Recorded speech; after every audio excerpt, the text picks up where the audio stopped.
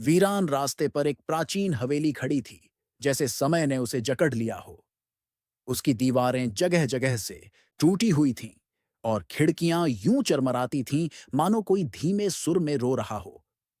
गांव के लोग कहते थे, वो हवेली जिंदा है और जो उसमें गया वापस नहीं आया।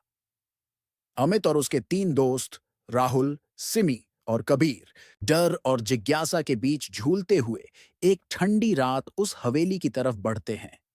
रास्ता सुनसान है, सिर्फ उनके कदमों की आवाज और दूर कहीं उल्लू की चीख। दरवाजा खुद ब खुद चरचराता हुआ खुलता है। सिमी कांपती आवाज में कहती है, क्या ये अच्छा आइडिया है? लेकिन कोई जवाब नहीं देता। अंदर घुप अंधेरा है, हवा में नमी और सड़न की मिली जुली गंध। टॉर्च की रोशनी झिलमिलाती है।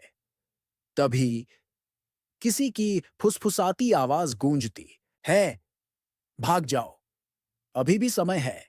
चारों एक दूसरे की तरफ देखते हैं। कबीर की आंखों में डर झलकने लगता है, सिमी का हाथ कांपता है। अचानक हवा तेज हो जाती है, जैसे हवेली खुद उन्हें बाहर निकालना चाहती हो या बंद करना चाहती हो। अमित आगे बढ़ता है। उसके हर कदम पर फर्श चीखता है।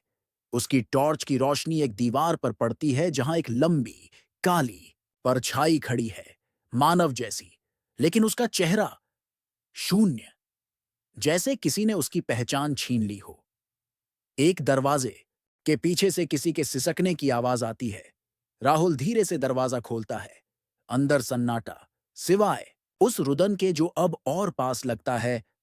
फर्श पर पुराने, पीले पड़ चुके अखबार बिखरे हैं। एक पर बड़ी लाल स्याही में लिखा है, यहां कोई जीवित नहीं बचता। तभी एक दिल दहला देने वाली चीख हवेली को हिला देती है। दीवारें कांपने लगती हैं। अमित चौंक कर पीछे मुड़ता है और हक्का बक्का रह जाता है। राहुल की आंखें काली हो गई हैं। सिमी का चेहरा मुड़ चुका है, मानो हड्डियां टूट गई हों। कबीर अब इंसानी नहीं लगता।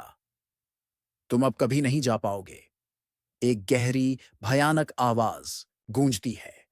अमित की चीख हवेली के गलियारों में खो जाती है। स्क्रीन काली हो जाती है और उस वीराने में अब भी गूंज रही है एक धीमी, ठंडी हंसी।